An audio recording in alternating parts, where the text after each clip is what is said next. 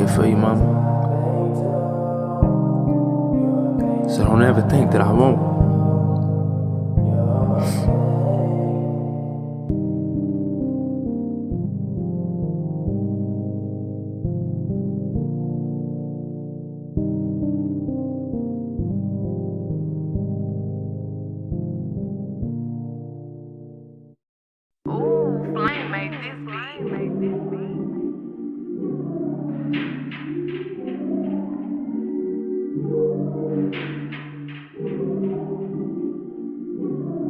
Flame made that beat.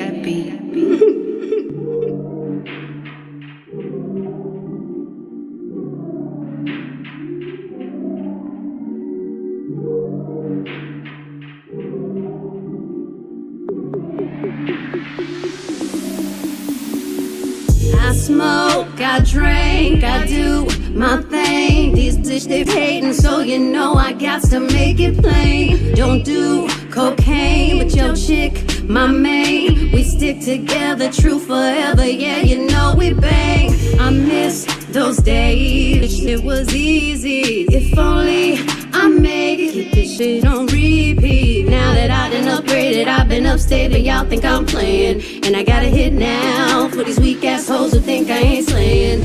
Try me, and I'll probably end up laughing, cause I never back down. I'm that chick with a clean ass whip, I don't need that ish, cause I got my own now.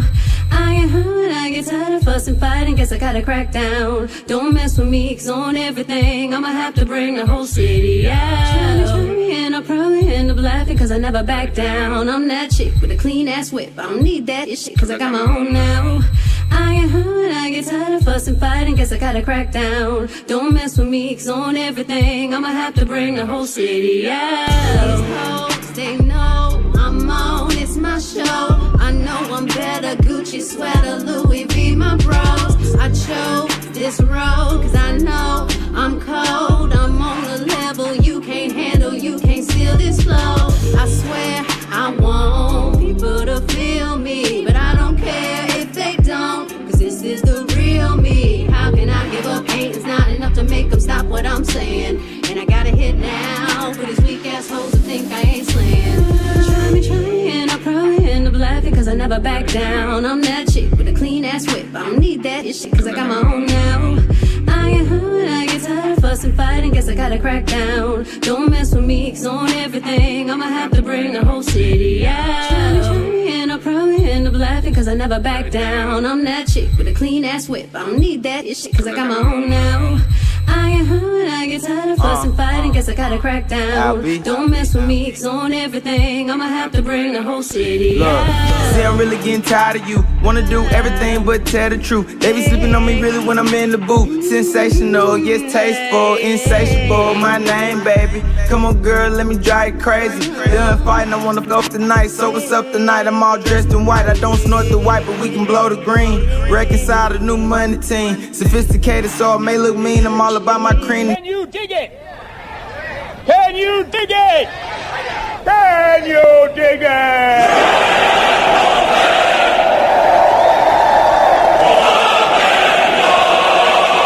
This is blasphemy. This is madness. This is the booth. A little bit insecure, a little unconfident, cause you don't understand to do what I can, but sometimes I don't make sense. That's how you take down a motherfucker. That's right.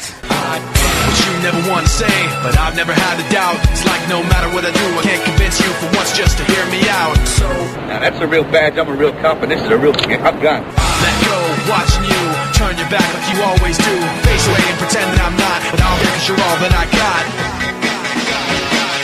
What is best in life? To crush your enemies, see them driven before you, and to hear the lamentation of their women. I can't face the way I did before. Don't turn your back on me. I won't be ignored. Time won't change this damage anymore.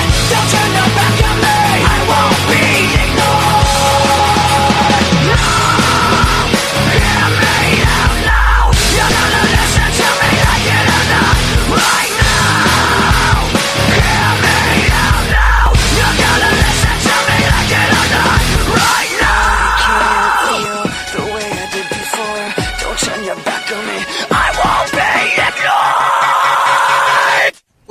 African? African. No. He was American, and he was like you. He looked just like you. Jewish. Just like Okay, you. Jew. Okay. It's an odd crime for a Jew to Yeah, commit. I'm pretty docile. Okay, so we have an African Jew wearing a hoodie. No, you don't. No. No, that's not what I said. Is that what you heard me say? I said he looked like you. Do you look like an African Jew? No, I look like a cop. Yeah. He was Caucasian. But what's going on, Nicole? Hey, how are you, Keith? Thank you so much for having me. No problem, no problem. Now, we were going to have you on last week, but we had some problems with the call, but we apologize for that. That's no problem, but we got you on this week. And tell us a little bit about this book, because I'm looking at Amazon.com, and I'm seeing people giving ratings on it. I'm seeing everything's ranging around 3 and 4 stars. Nice. Yeah, it was a lot of work, but I think it's a really good read. If you read about it, it's a true story. Mm-hmm. It's about my life growing up and how I kind of didn't really have a lot of direction and didn't grow up in the best situation. My dad was an alcoholic, and my mom really focused her life around him.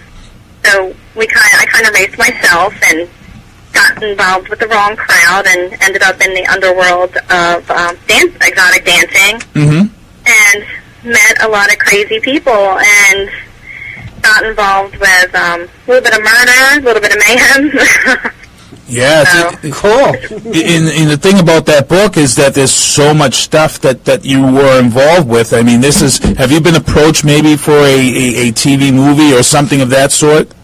Actually, it is in reviews right now with a couple places, so we're just waiting to see what's going to happen with it. I'm very excited about it, though. Mm-hmm. Now, how long of a period of your life did this book cover? This book covers from about 1997 to 2003. Okay. So And it's about 6 years. And between all of that, for those who haven't read the book yet, for our listeners, during that period, everybody, I'm pretty sure you had some funny moments, you had some good moments, and some bad moments. So let's say, what would your funniest moment have been during this period? The funniest moment ever was probably learning how to strip. I never knew. They actually have a thing called a version class, which I never even knew about. I was like, what are you signing me up for? And she was like, yeah, you actually it's called a version class, and you learn how to, there's techniques to, hold on a second. use the pole, and... There's, classes that they give strippers to properly take off their clothes? Pretty much, you gotta swing the right way, you know?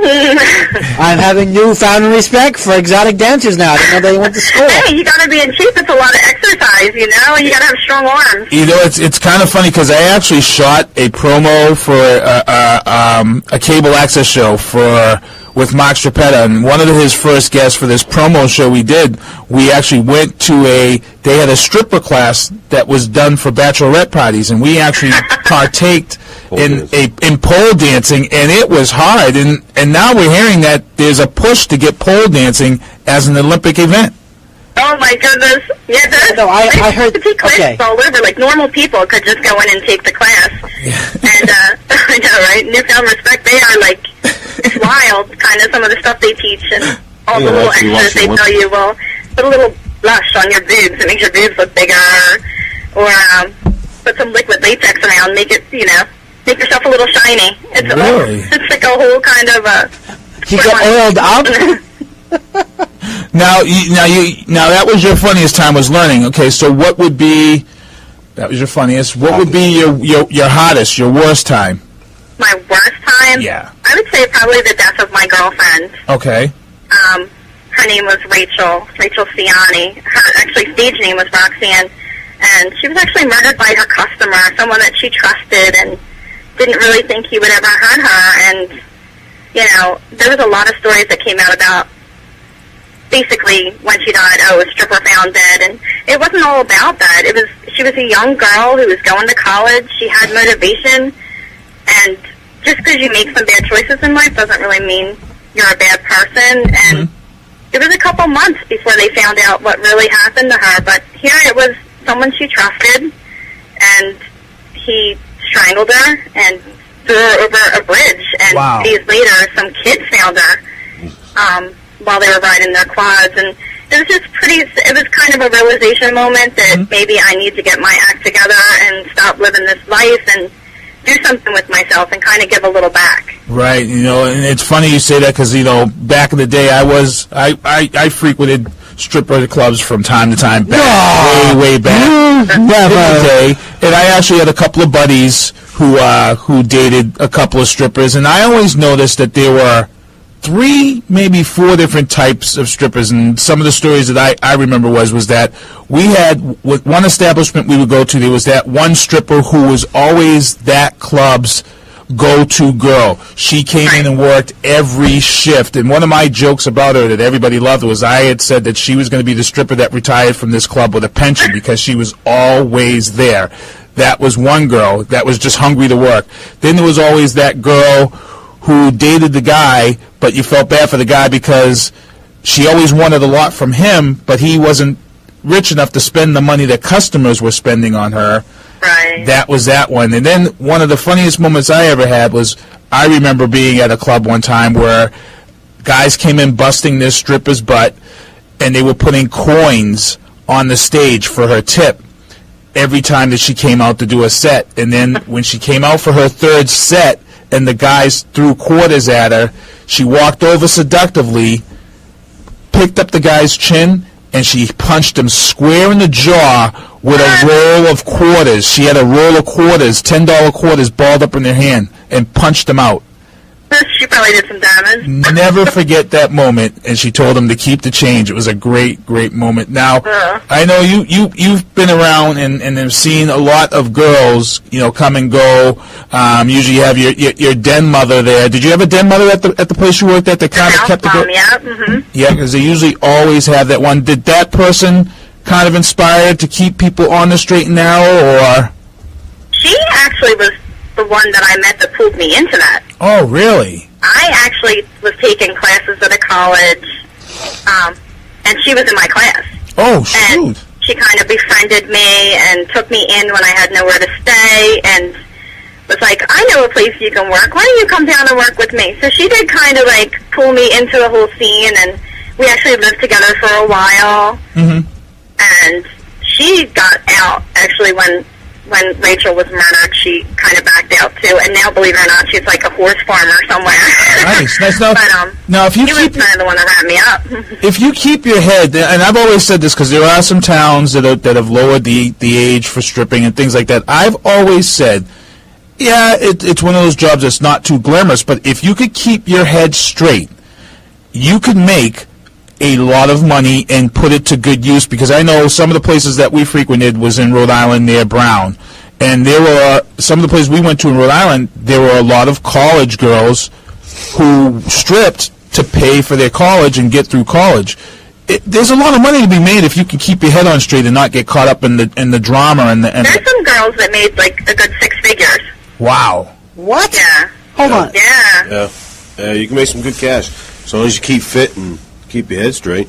Man, not like you get favorite customers, guys that come in just specifically looking for you. The guy that killed Rachel, they say he dropped $100,000 on her one year.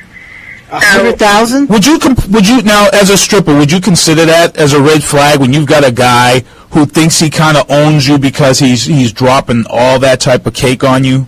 I definitely would, but you know what? I grew up in a household full of domestic violence and control, and I can smell those kind of guys from a mile away. Right. And I knew, to totally steer clear of him because he was not going to be good news. Right. But she was young, and she just didn't. She's like, oh, he's harmless. I'm like, oh, no. I mean, he did, one night, he was flipping out because she wasn't there. He thought she was supposed to be there, and he, shoved the cash register off the bar. And that was my big red flag that, whoa, this guy's nuts. Get him out of here. And she was like, oh, he was probably just drunk. It was a week later that he actually had murdered her. But how do you find her? Capable of, and there's all kinds of control issues. And they go there looking for you. They have wives and families, but they think, okay, I'm going to buy you a new car and help you get furniture for your apartment. I'll pay your tuition this month. But it's exactly that. It's control. It's, I own you. You're going to do what I want to do, and you're going to be around when I want you to be around. And if you're not there, there's going to be a problem. And I know you gotta watch that. It is a scary thing because I know that they had some issues a while back, and at a club on the North Shore where they had that same situation where there was a person who thought that he kind of owned this stripper, and then he went up in there and he ended up shooting up the place, and I think he ended up killing 2 people, including the stripper that he was stalking at that time. So it is a dangerous job. It is a dangerous environment, and I think sometimes people look down at that job, and I'm like, it's a job, and it's something that some people take and they have to do. The key is if you want to keep your head straight. Now, what was your stage name? Amanda. Oh, really? That's boring. That's boring. Yeah, man to see Amanda. You know me? Man to see Amanda. Usually it's like a Cheyenne. Which one? There's Amanda right over there. There's Amanda over here. I was expecting something with some flair, something. Star. Hey, no. I was older. You know who I loved? I loved Heather Locklear when she was Amanda on Melrose Place. That's where I got it. Oh my God! Oh, okay. Now that you're explaining it, now I'm kind of getting it. So you kind of look like Heather Locklear, maybe? Yeah, it's pretty well, not as hot as her, but yeah. I'll say Heather Locklear is pretty hot. Now I see what's going on here. Okay, so she was like that control freak. Right. Businesswoman in the short skirt. She was hot. Now, what was your routine? What did you come in? What was your thing that you came out in? Your song or whatever?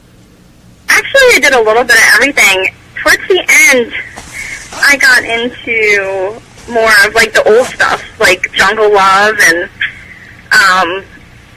like Bon Jovi, Runaway. Like I liked the older stuff where you could actually. There's a thing called a sling swing. Mm-hmm. That big mesh swing that you like hang from the rafters. And, you would just spin and do your own thing and get all wrapped up. That's actually really hard to do.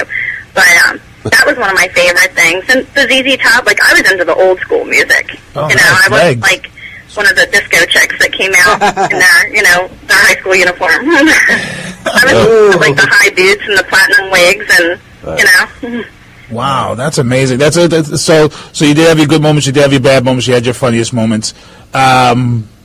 Let's see, what other question can I ask about her? It's pretty interesting. It is, but it's like I don't want to go the wrong direction because I've been to a lot. That's my thing. I frequented a lot of strip clubs back in the day. See, I used to go to strip clubs myself, but I'm the type of person I don't want to be teased, man. You know what I'm saying? I don't want to be teased, man. If a girl's going to tear off her clothes for me, I don't want to be teased. You know what I'm saying? They're escorting you out the door head first. Well, here's some of the things. The golden rule of strip clubs is not to get involved with your customers. And don't touch. Am I correct? Right. Exactly. No touch, no contact.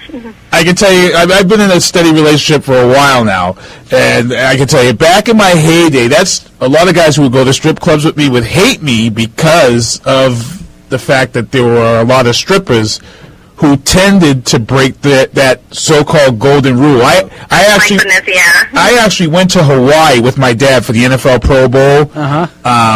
And I went to a strip club which was named the Foxy Lady, which was not affiliated with the Foxy Lady here. Right. Because this weekend was NFL All-Star Weekend, and at that time I was 30-something years old, and I look like a football player. I'm down there. And my dad and me went to a strip club, and I had this girl who swore up and down that I was a professional football player. And I'm like, I told her, no, I'm not. She goes, well, I'll take you to the champagne room, and this chick hooked me up. I would have played the role. Yeah, I'm thinking, why are you just... And I was so embarrassed because I had to come out. My dad looked at me, he's like, so how was it? I was like, oh. Dude, why are you... Well, you know why? She would have been expecting more money. No, it was on the house. Oh, was it? She did. This was all on the house. Let me tell you something. Some chick thought I was a professional football player, and she was going to tell. I was like, yes, I am. Yes, I am. Hurry up, because I got to go to practice in a little while. Yeah, I got to make curfew. Yeah, I went to Vegas, and strip clubs around here you can't touch, no touching. You got to stand there like a right. Like you sit there, like you just keep your hands by your side because you don't want the big goons coming up behind you. 6-inch rule. Excuse me, sir, gotta go. So I'm in Vegas, and I go to a strip club in Vegas. Mm-hmm. Now Vegas, it's like I won't say it on the air, but we're a family show. But, it's more liberal. Let me tell you something. Vegas, it's crazy. And I sat there, and I was like, now this is my kind of strip club. You got a lot of money in Vegas. Yeah. Now, how much money did you average a night? Depending on the night, anywhere from maybe $500 to $1,400. I only worked 4 hours, though. Holy Christ. So you know what? 14 hours and 4 hours? That's ridiculous. What we're going to do, we're going to take a quick break, and we're going to bring Nicole back in. And if you want to check it out, it's Confessions of a Suburban Stripper, and it's on Amazon. Like I said, 3-4-star rating. And we're going to get back. We listen to the booth.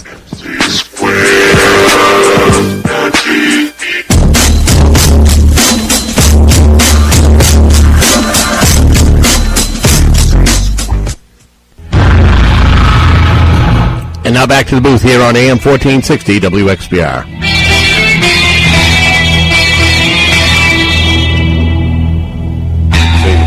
All right, we're back here in the booth, 508-586-1460. And we got Nicole Heller still on the line. Confessions of a Suburban Stripper. Let's get into our sponsors, because she kind of gave me an answer as to why I got so much attention at the strip club. Homes McDuffie Flores, 110 North Laney Street. Phone number is 508-586-2000. Don't forget, it is prom time, people. Prom time. Go get those boutonnieres, those bouquets, or what do they call them, corsages. And, hey, your love might last forever, but you know something? Silk roses do.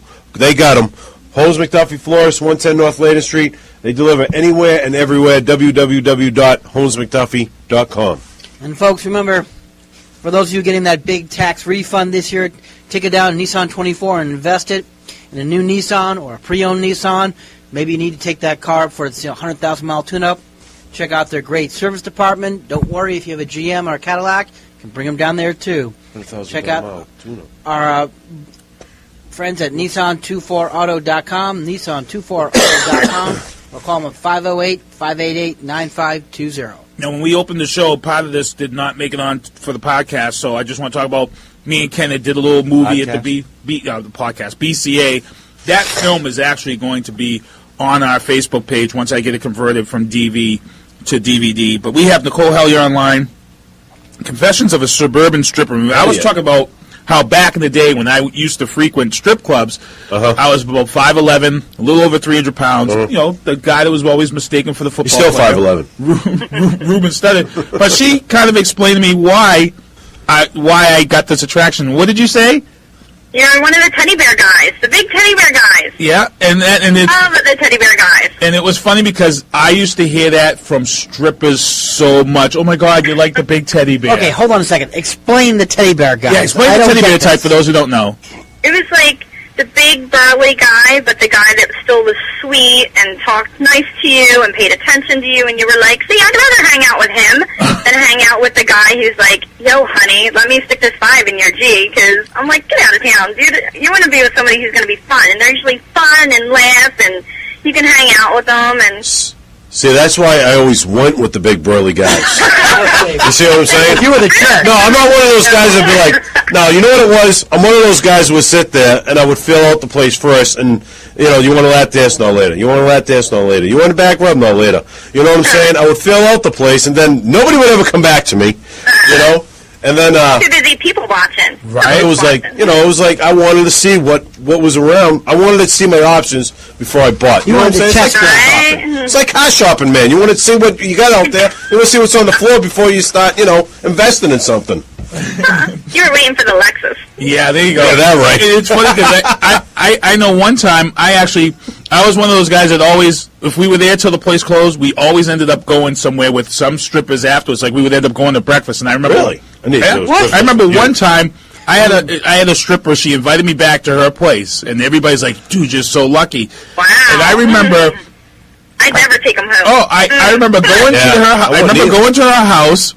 And it was here in Brockton. And I remember going in her apartment, waiting for her, and she says, "Oh, I just have to go get my kids. My neighbor watches my kids while I'm stripping." She goes upstairs because she lives in the 3-family. She lives on the first. She goes to the second floor. I heard the trample that you would never believe. Here she was, a single mom. She had 5 kids. I would have been on the couch and like, ah, damn, it's getting late. I got to go to work in the morning. Frank, you are correctly right. I was like, oh man, I just remembered I got to be to work in the morning. I got to go to work. I'll be right back. Oh, good stuff. Now, any celebrities come across your way? You and your basketball team have a good time. Well, before, in the job place, the job place was more like judges and like political people. Judges? You'd be surprised. A lot of them people go to strip clubs. Don't be surprised that judges go to strip clubs, Ken. No, I thought the judges got escorts. I mean, Well, they go to strip, I mean, I'm sure there's a lot of business people. Well, business people I understand. They always entertain at a strip club for some reason. Yeah. Well, I remember when I had my firm in Florida, when I worked for a firm in Florida, that we always took our out-of-town guests to strip clubs. That was like the main event. That's how you get them good liquored up, take them to the strip club, then try to close the deal.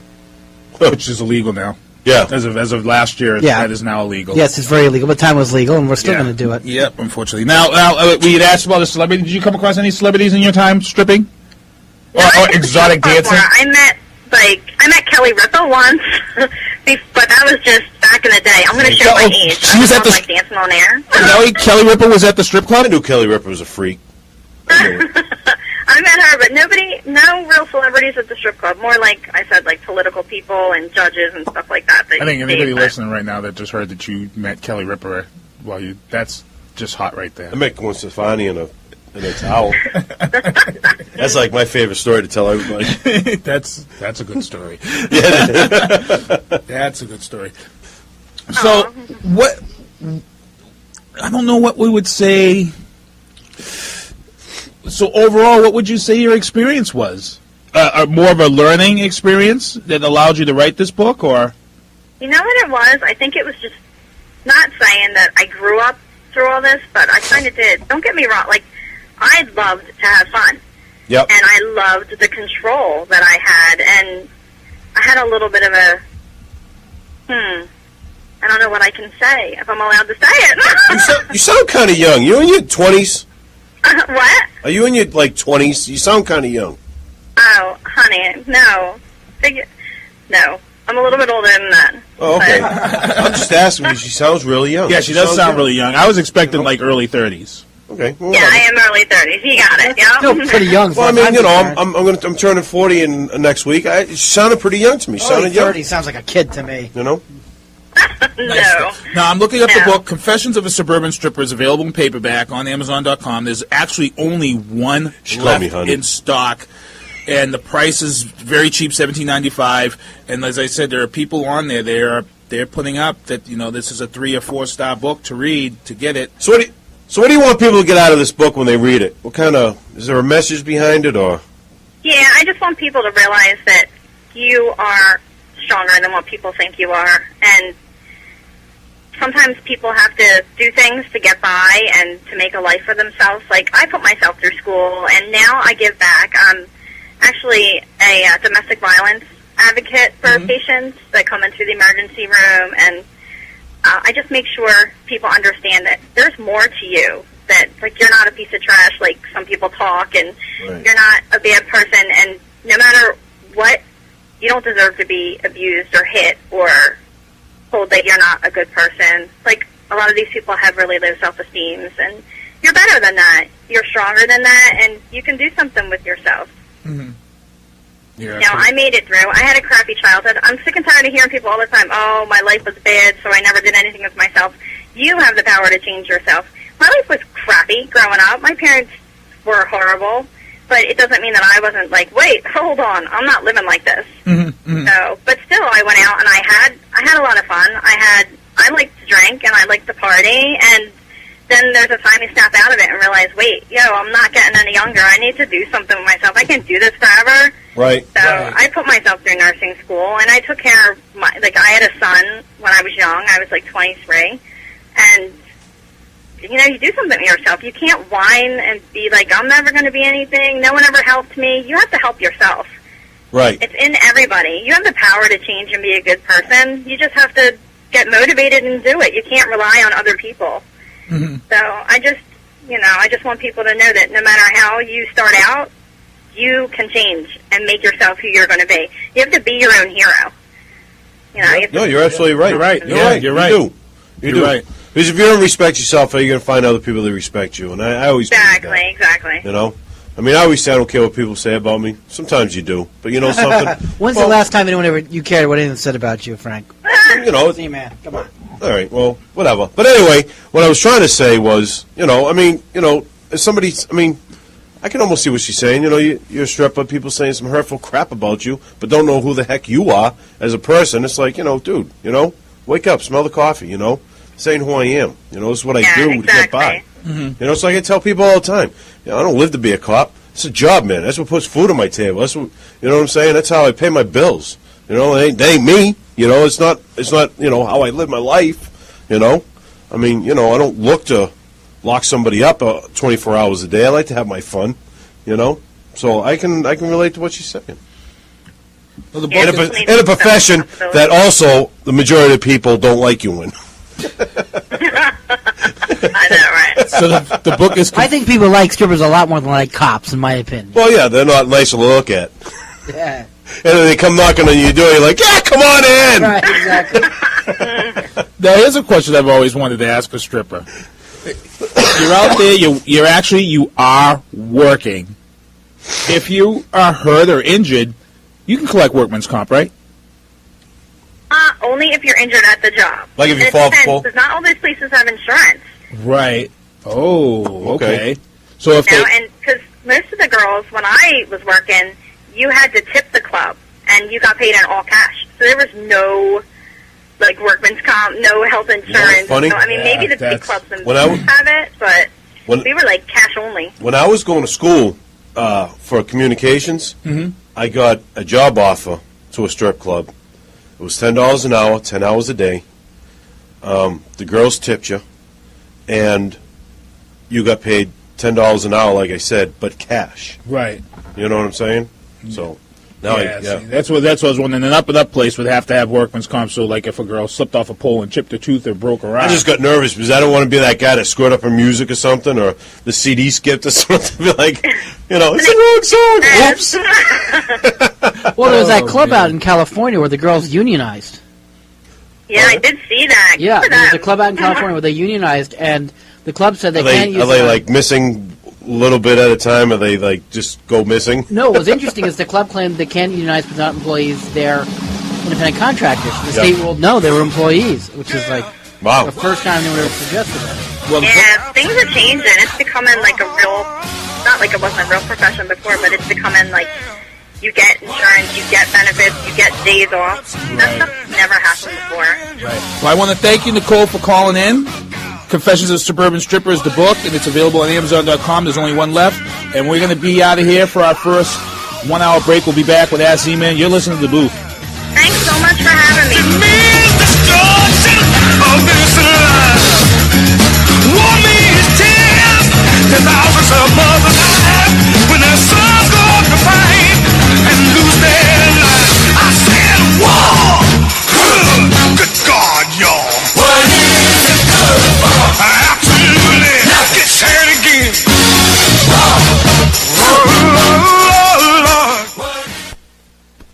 This is fun. Ladies and gentlemen, let's put our hands together for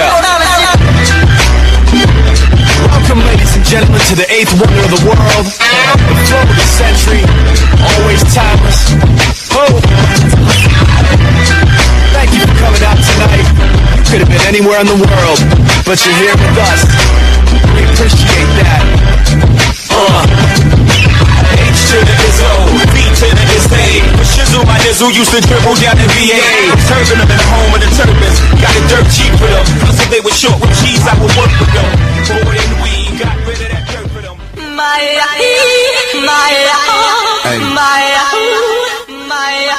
It's a special what's happening to all my soldiers over there in Iraq. Everybody right here. What you need to do is be thankful for the life you got, you know what I'm saying? Stop looking at what you ain't got, start being thankful for what you do got. Once again, it's time for Ask Z-Man, our resident knuckle-dragging Neanderthal, answering questions from you, the listener. Brought to you by Holmes McDuffie Florist, located at 110 North Layden Street. And once again, here's Z-Man. I I'm the mother of 2 teenage boys who share a bedroom. Now, while cleaning their room, I came across what best could be described as some hardcore adult men's magazines. Good for them.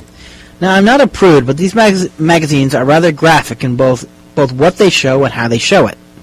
I feel I should confront my boys about it. My husband says I should not worry about it and mind my own business. What do you think I should do?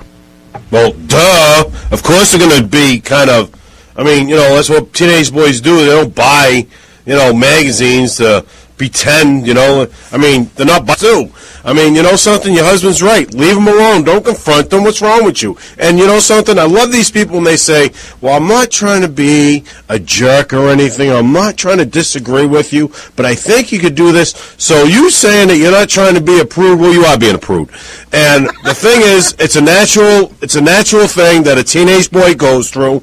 They're going to go through, and you're going to probably find other things in that room, sexually that, you might not approve of, but it's a natural progression of a boy becoming a man, and you need to leave them alone, and you need to let them become a man. That's why they have a dad. That was your Ask Z-Man segment, brought to you by Holmes McDuffie Florist, located at 110 North Layton Street in Brockton. Tune in every Friday for more Ask Z-Man here on WXBR 1460. And if you're one of those teenage boys that maybe have a job or want to keep your mom off your back because you might have some of those magazines in your room, buy her a rose at Holmes McDuffie Florist, 110 North Layton Street, right here in the city of Brockton, 508-586-2000, Holmes McDuffie Florist. Have them delivered and put your dad's name on the card if you don't want your mom to know that you bought it. And don't forget, April 19th starts Administrative Professional Week, a.k.a. Secretary's Day. Something, all you professionals and all you businessmen that have these professional administrators or secretaries, don't forget them. You wouldn't be where you are without them doing your work. So, Holmes McDuffie Florist, 110 North Layton Street, 508-586-2000. And they got a website, www.holmesmcduffie.com. Calling all gearheads and wannabe gearheads, Nissan 24, New England's newest and fastest-growing Nissan dealer. Located off of Route 24, exit 17A. Check out their huge, and I do mean huge, selection of new and pre-owned Nissans. Check out their service department that not only services Nissans, but General Motors and Cadillacs as well.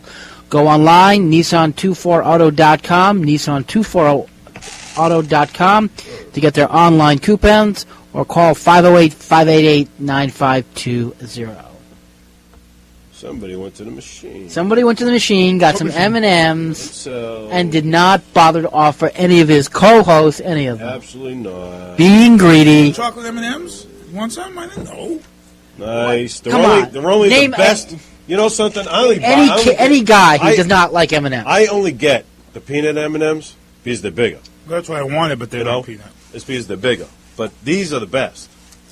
Regular chocolate M&Ms. Dollar Tree has M&Ms down there, and they have the peanut butter Whoppers now.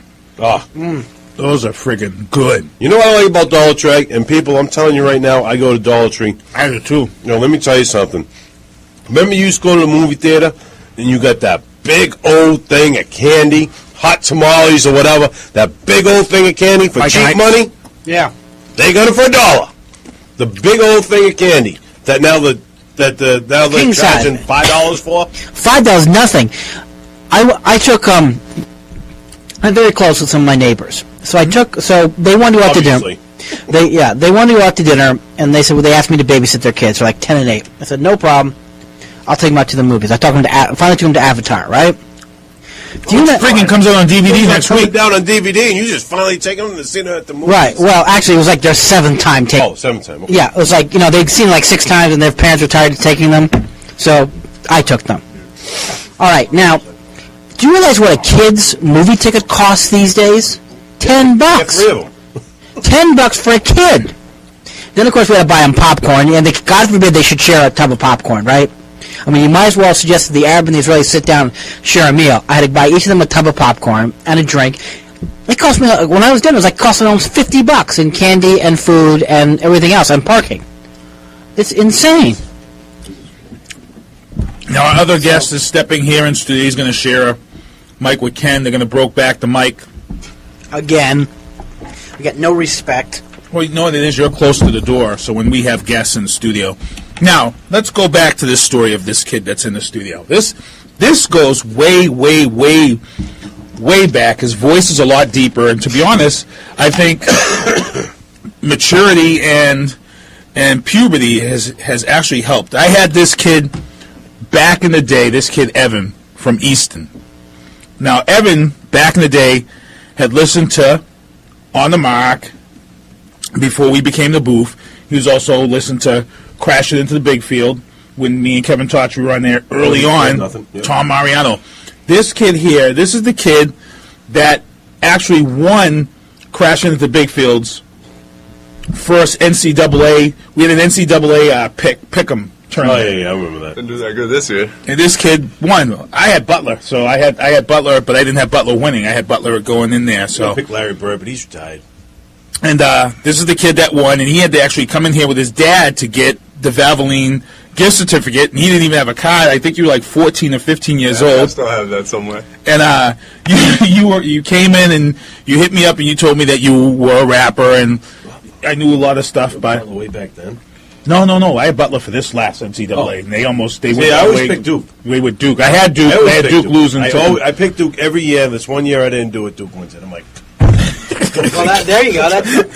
That's how it usually happens. So what happened was Evan would hit me up because, of course, my cousin, who's down in Atlanta, is involved with the Yin Yang Twins and the musicians, and good stuff. So he kind of knew that I kind of had an ear for music. So he dropped this stuff back of Evan and Jake, and they hit it up and they let me hear it.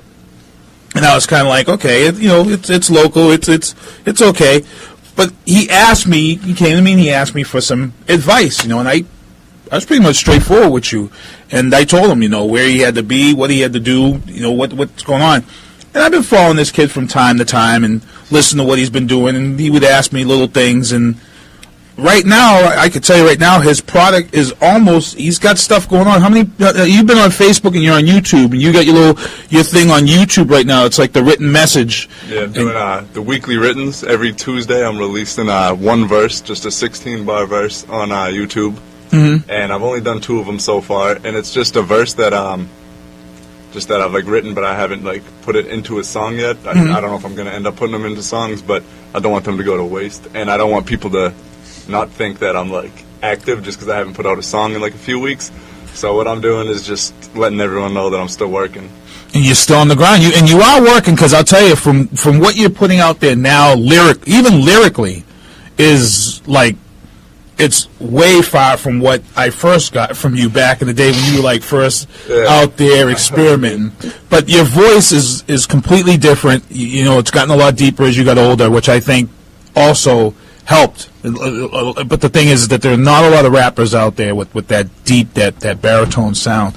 But he's here today. He brought in a couple of tracks. He's actually got 3 tracks for us, and he's out of Easton, and a lot of people will probably say, Easton, man. We've had some dudes on from Brockton that held it down, and it's good stuff. And I think what we'll do, we'll play the first track and then go into our 2:20 break. So what I'll do is let people know what the first track is. The first track is Do It Big, and this is just about everything you do. Just do it the best you can. Do it 100%, 110%. Just do it big. All right, here we go with Do It Big, and then when we come back, we'll get back more with Evan. Eclipse on the Booth.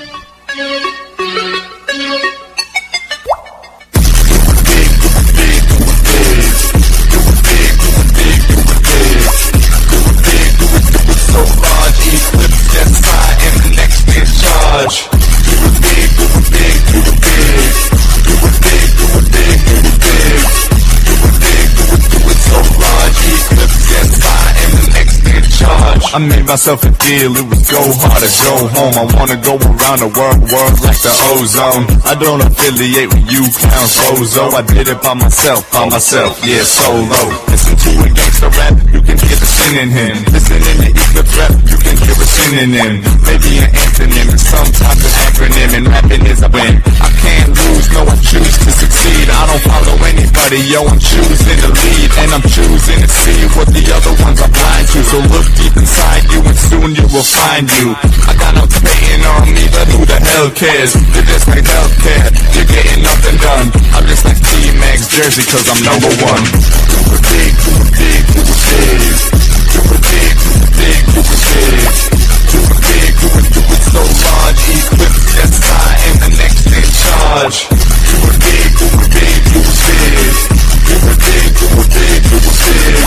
Do it big, do it so large. Eclipse, that's I am the next in charge. From 12 in the morning to 12 in the evening. Back to 12 again, man, I stay believing. I'll be achieving my goals like soccer. I'm running out of patience, good thing I ain't a doctor. Or a nurse, I'm cursing any curse. I'm not trying to be the best, I'm just trying to be the worst, no reverse. Yup, cause the best is what I meant to say. Like never is forever and tomorrow was just yesterday. I do it big, moving up in the Escalade. That's why I moved to Chi-Town with Devin, that's the play. But anyway, I do it big, I do it jumbo. Do it big like my ears call me Dumbo. Do it big, do it big, do it huge.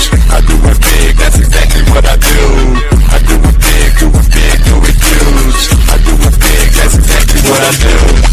Do it big, do it big, do it big. Do it big, do it big, do it big.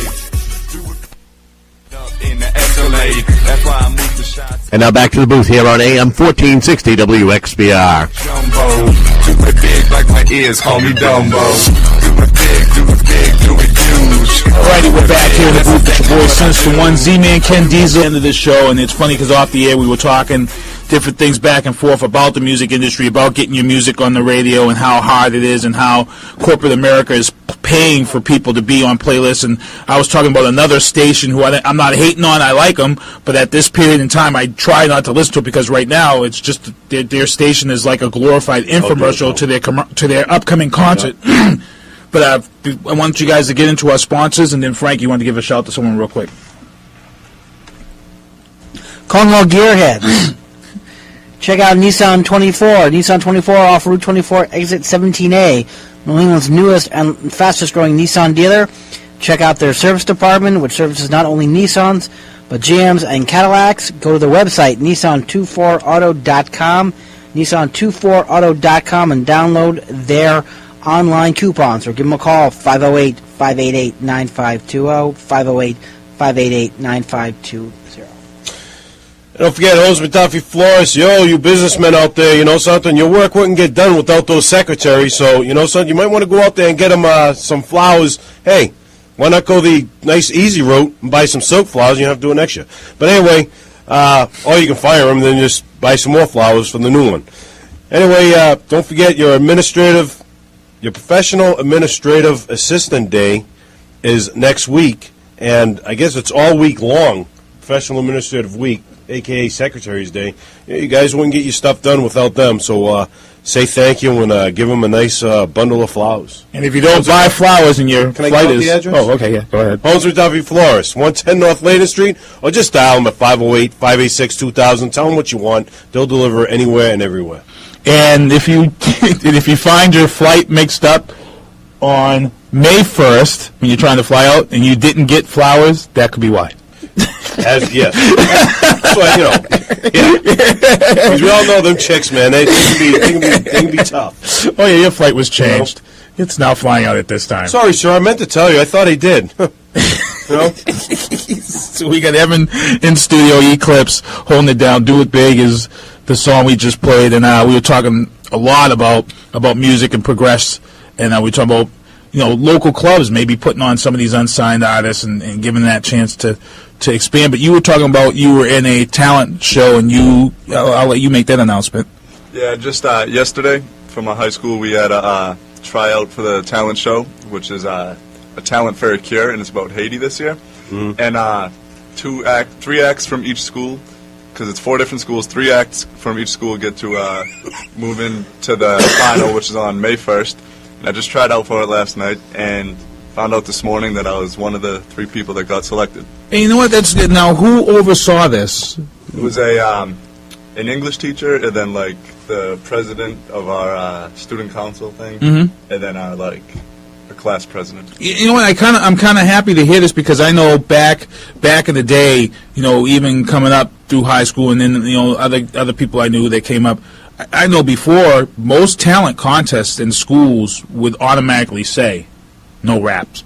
They would put that right out there. You would have talent contests in school, and they would say no rap. They wouldn't want rap because people felt that rap wasn't music. And I debate this on In Brockton rap brought violence all the time. They try to connect rap to violence. They try to connect hip-hop rap and to violence and all this go hand stuff. in hand. Yep, hip-hop and gunfire go hand in hand. Yep, and they want to say that stuff all the time. And then they get the one that aggravates me the most is when people say rap's not music. And then I argue, and I say, really? I'm like, do you realize that you have bars in rap just like you have in music? Most of your music's 4 bars. Yeah, most of your music's 4 bars, and you were just talking about, like, you rap 16 bars, which is pretty much the rap standard.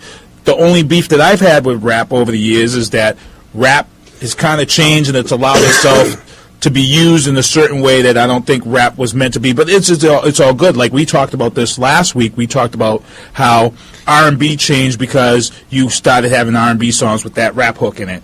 And then it changed. Now rap has that R&B hook in it. Now it seems like you can't have a rap song without an R&B hook to it. Do I like it? I'm not a fan of it, but there is some good music out there. I mean, what are your thoughts about things like that?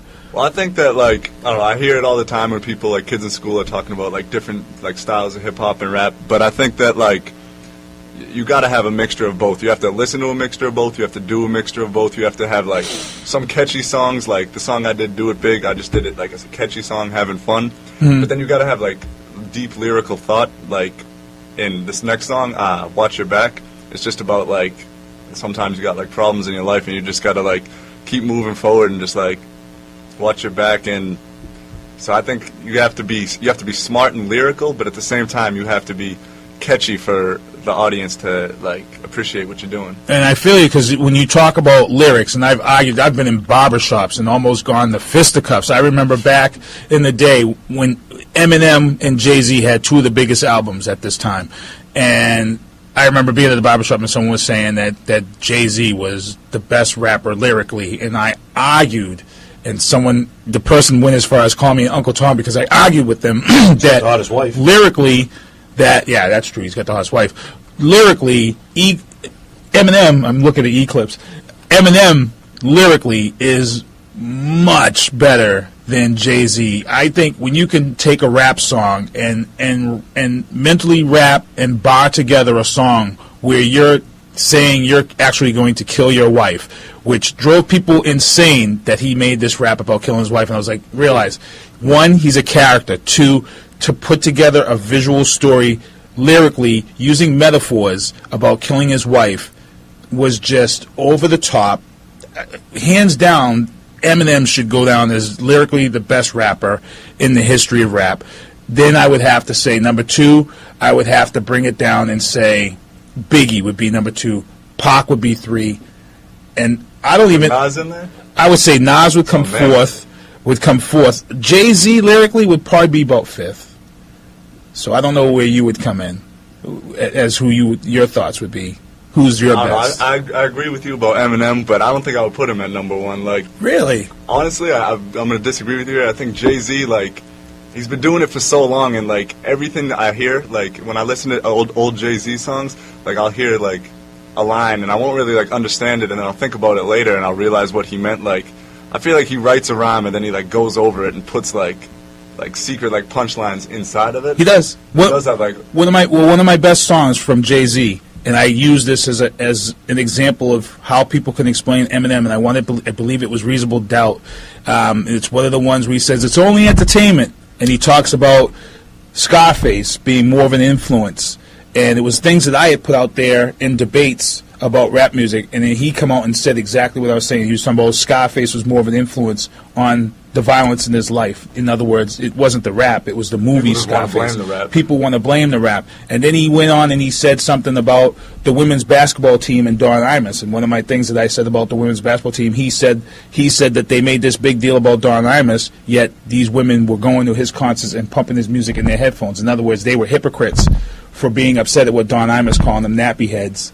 Yet they would go and see him in concert and listen, and that was deep to me. Jay-Z, yeah, lyrically, but I think one of the reasons why I can't put Jay-Z at number one is because how Jay-Z got popular. And Jay-Z, unfortunately, in my opinion, and I know some people who listen to the show are probably going to hit me up afterwards, I feel Jay-Z got popular because he rode the coattails of Biggie's death.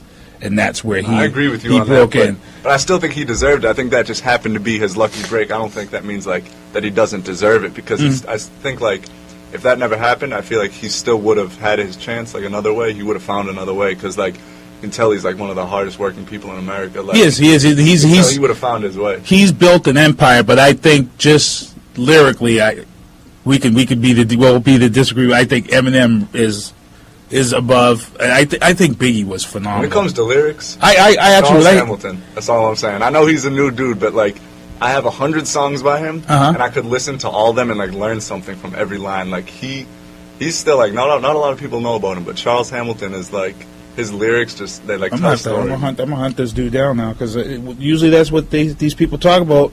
Now, how do you feel about Drake? Because Drake right now, Drake is the in thing. Drake is from Canada. This dude is on everything. I have a couple of mixtapes with him on it, and lyrically, I think this is the guy, because I hated Lil Wayne.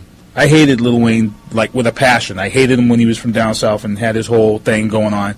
And then all of a sudden, Lil Wayne came out with a new album, and that album was the bomb. The bomb. And lyrically, I could tell he changed his whole style. The rumor behind the scenes is that Drake wrote all his stuff from that album. I wouldn't be surprised. And I wouldn't be surprised because Drake is sick, and I don't know what you think about. No, I definitely respect Drake, and I like his music, and like he's doing kind of what Jay-Z did. Like everywhere you go, you hear a Drake song, or you hear him on like a chorus, or you just hear about his name, or if you go to like any city, you like see like posters like Drake's coming to town. Like everyone loves him. Like. And he's unsigned. Yeah. He's signed. I think he's signed now. The Young Money, but he's Young Money. So he made it unsigned. Like he got big unsigned, and I think that's going to be like a new trend because from what I've been hearing, like the industry's pretty messed up. Like you gotta worry about yourself and like get yourself your own money and not worry about the deal. Right, and you're doing it right. You're on Facebook, you're on MySpace, you're putting your stuff out there on YouTube, and you're putting your people are learning who you are through YouTube. So what we're going to do, we're going to get into track 2. I'm going to let you introduce it, and we're going to go into our 2:40 break, and we'll be back with Moments. So what's track 2?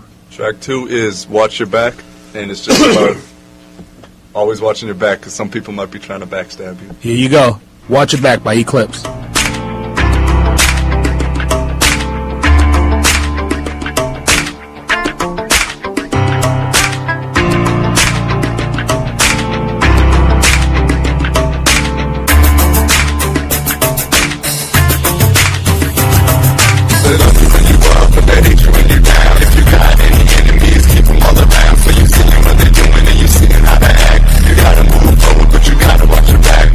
When you up, but they hate you when you down.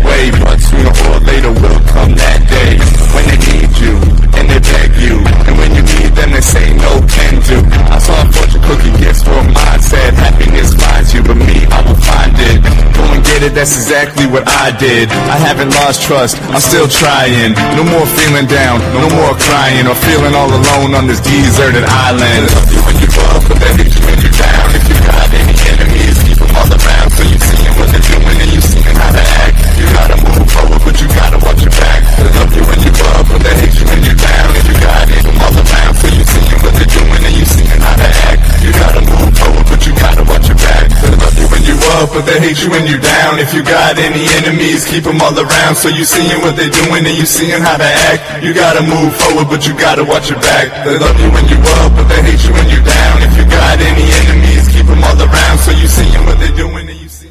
And now back to the booth here on AM 1460 WXBR.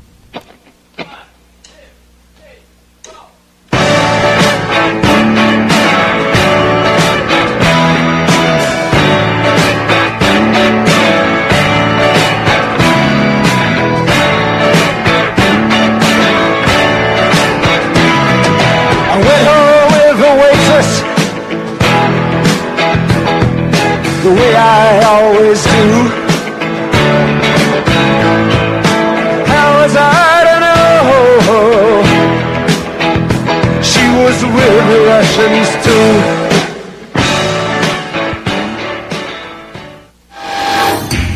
Now it's time for the Booth's Moments of Stupidity, featuring Ken Diesel on WXBR 1460 AM, Brockton.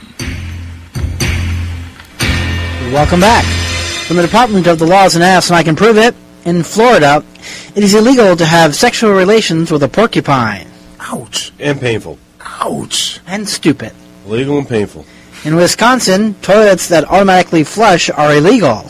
How's those pricks? In Wisconsin? In Wisconsin. You know those automatic... Yeah, why would that be? I have no idea. So what's illegal in Wisconsin? I didn't hear. Automatically flushing toilets. Automatically flushing toilets. Illegal in Wisconsin. In New Mexico, it is illegal to dance around a sombrero.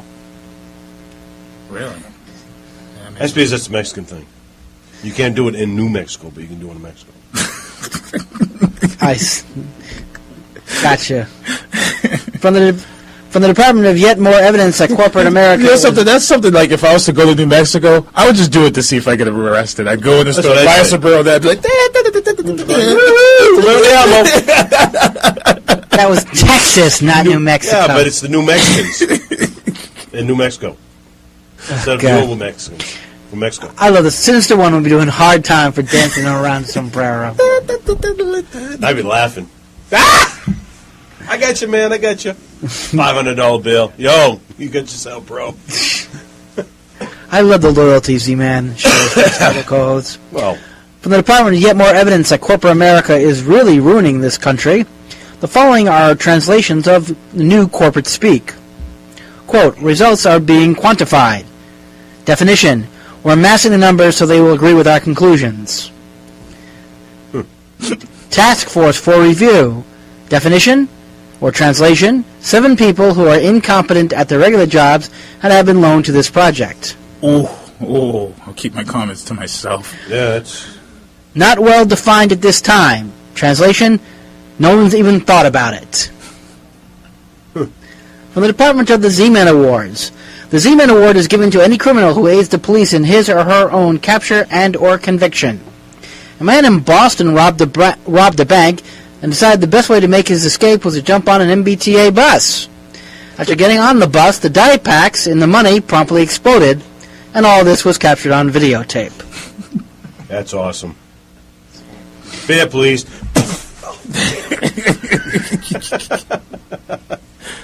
2 teenagers were arrested on suspicions they were behind a series of break-ins. The investigation was going nowhere until police searched the backpack of one of the suspects that contained a number of videotapes. When the police viewed the videotapes, they noticed it was a videotape of the teenagers breaking into houses and stealing the merchandise. Big Brother's watching. Always do that, man. Hi.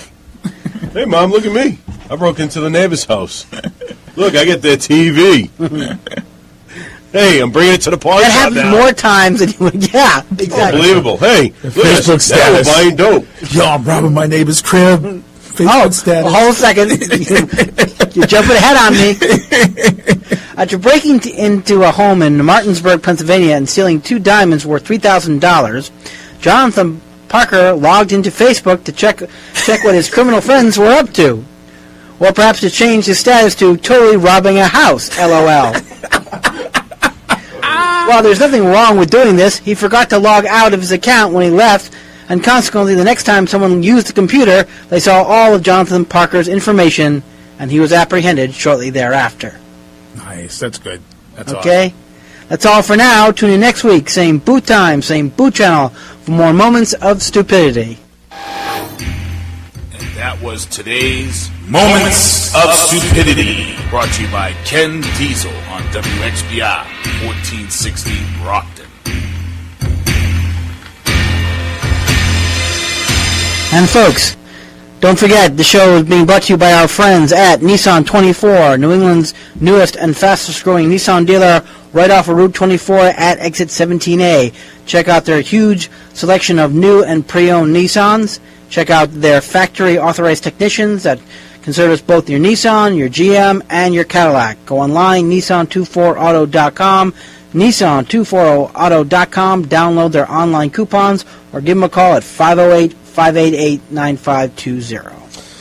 And fellas, don't forget, you business guys, maybe you chiefs out there, I'm just going to call a spade, and I'm not going to be PC because this country is too PC. Get your secretary some flowers, all right? It's Secretary's Week. They do all the hard work. They're the ones that make you look good. They're the ones that write you. Well, they might write a couple speeches. They're the ones that write the notes to your wives to cover you while you're on those so-called quote-unquote business trips.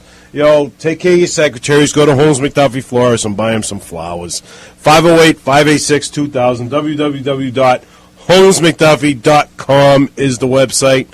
And you can call them if you don't want to get caught. 508-586-2000. I'm looking at some cards that were left behind. I guess someone must have been a guest on a previous show, or maybe there's some stuff. But the U.S. Mint has got a new penny coming out, and it's going to have 2010. It's going to be a new emblem on the back of the penny, and I guess they had 1, 2, 3, 4 for 2009, which I didn't even notice because you don't get many pennies these days in the age and era of debit cards. So it's pretty cool, though. It's still pretty cool. I wish the Mint would stop making money so we can get the debt down.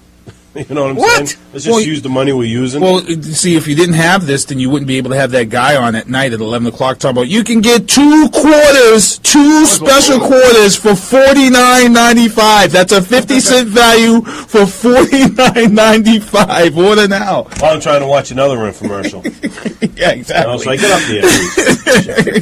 I got 6 Lincoln pennies. 3 hours about coins. You got 5 minutes. In the next 5 minutes, if you're the 50th caller, you get a 5th one for free. It's $1.25. If you act now, we'll throw in the special penny. $99.99 and 5 easy installments.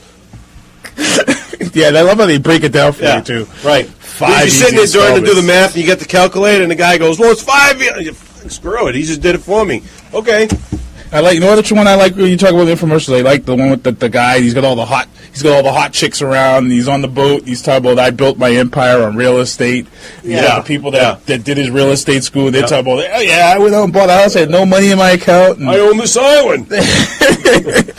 Sold it to myself. and come to find out, what they were doing was they were land flipping, which is completely illegal in some states, including here in Brockton, where we had some people go to jail over land flipping. In other words, buying a house, putting a little bit of money into it, and then flipping it for a profit. It's highly illegal. Ken, have you ever had anybody that you had to represent that was caught? No, I never had to do that. Because unfortunately, my criminals aren't that smart. I mean, I like land flipping at least. They use some brain power. You're the legal guy here. You're the defense attorney, but let people know who don't know what land flipping is. Land flipping actually it's property flipping. A little different. What they would do is they would go out and buy a house with borrowed money, and they would sell it for an inflated price. Now, the reason it's illegal, most people don't understand, is what they would do is they would get loans to fix up the house, but they would actually do it and tell the person it had been fixed up, and then roll in both loans into the purchase price for the new loan. And I think what was happening here in Brockton, what they had to nail down was that if you purchased the house, you had to stay in that house. I think I'm not sure if anybody knows. They can call in, but it's 90 days. You have 90 days. There's now a rule in Massachusetts that you cannot sell a house for less than 90 days. Okay. You can't. I shouldn't say that. I'm going to get calls on this. I'm wrong. You are correct. You can still do it. However, there's a rebuttable presumption that you have committed fraud, and there are certain circumstances where you can show that for legitimate purposes. But you have to hold it for 90 days now because that's the amount of time it takes to clear a loan. What if you just like inherited Grandma Henry's house, and it needed some work, so you fixed it up, and you sold it for whatever, and you made a little bit of a profit. I mean, Well, that's one of the ways you get around the rebuttable presumption. If you can show that during the 90 days you actually did physical labor on the house, that's one of the defenses. If you actually physically occupied the house, see, most people weren't. Obviously, Grandma Henry was the woman in the relationship. Right. Henry. Anyway, go ahead. No, obviously what these people were doing was buying these houses, not actually showing up in Massachusetts, and selling them literally online. Right.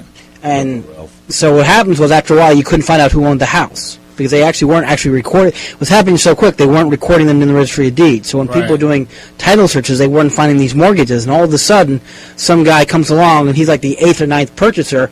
He buys a house, and all of a sudden he's told, oh, by the way, in addition to your mortgage, there are 6 other mortgages on that you got to be responsible for because you're the last one in the title chain, and you are required to pay those 6 mortgages. I believe when this was going on, I believe there was a realtor, a well-known realtor at that time, was caught up in this. So, as I said, we got our... And that was the Attorney's Corner with Ken Diesenhoff. Now we can all wake up. Thank you very much. So we're back here in studio. Eclipse is joining us.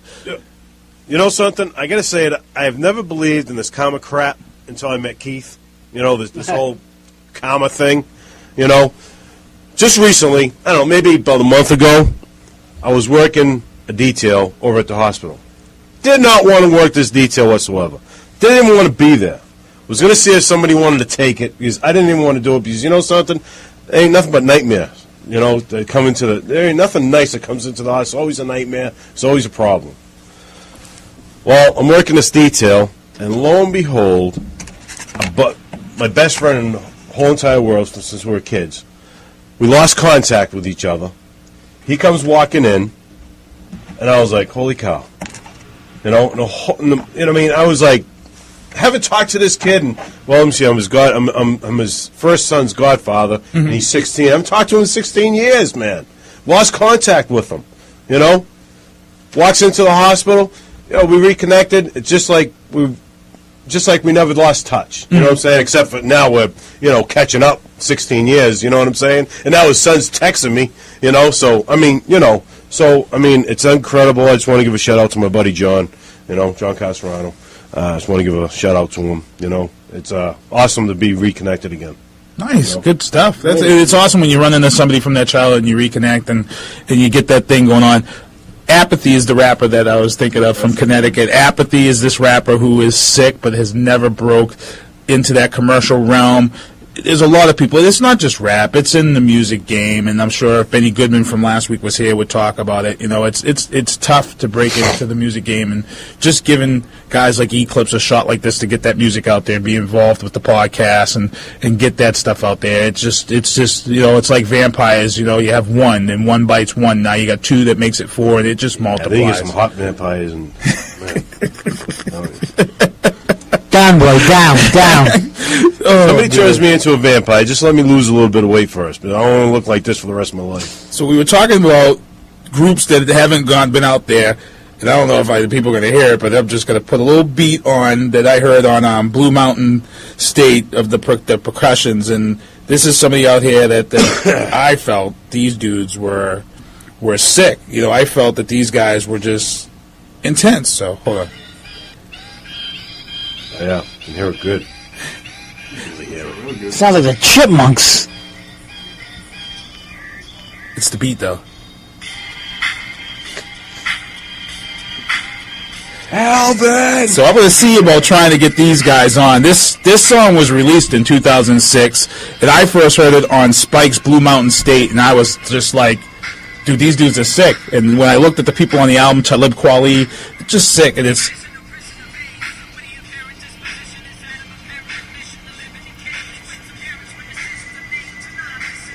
So I'm going to get this song. Maybe I'll get it in maybe a week or so. But I'm already going to hook it up. People are close to the rails. What's going on? What is that? Yeah, they can't hear it. But I'm going to see maybe if I can get these guys on. I just told Eclipse where to look for this group and then get them on. Now let me see if I can pause it. And boop.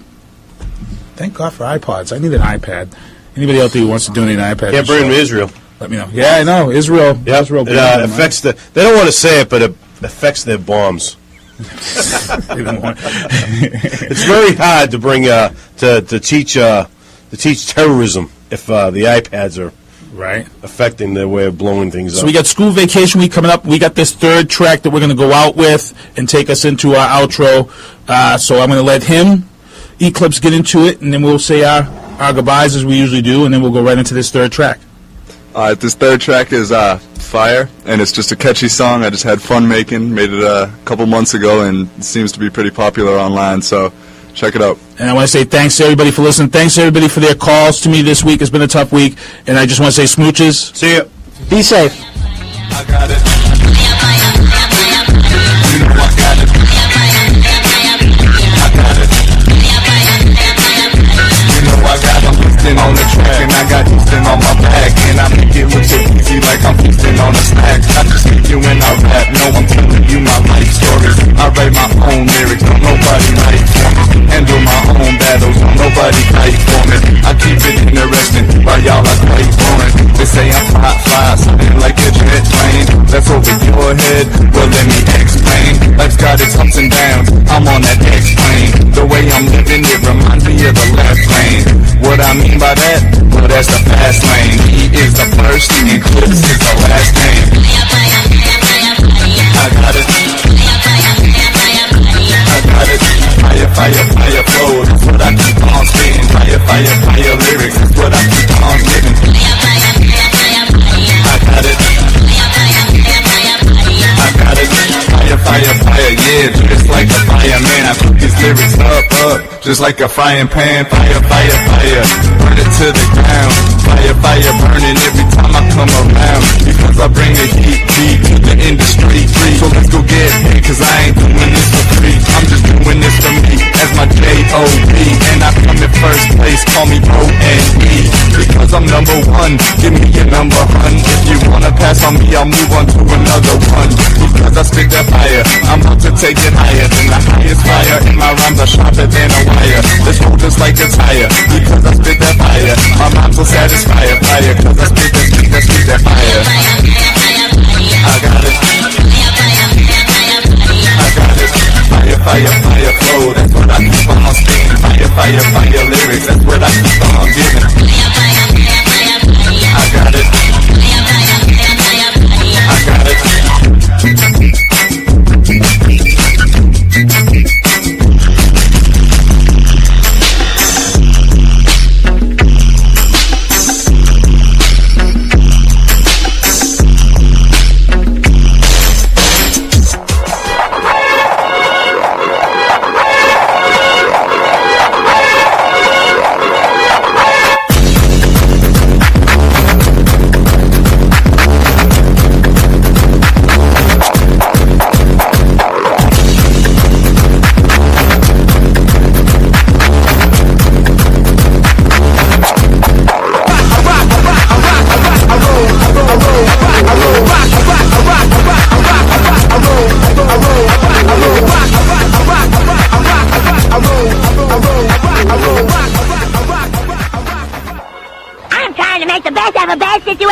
I don't need to hear crap from a bunch of hippie freaks living in denial. Screw you guys. I'm going home. But Cartman, we're trying to... screw you guys.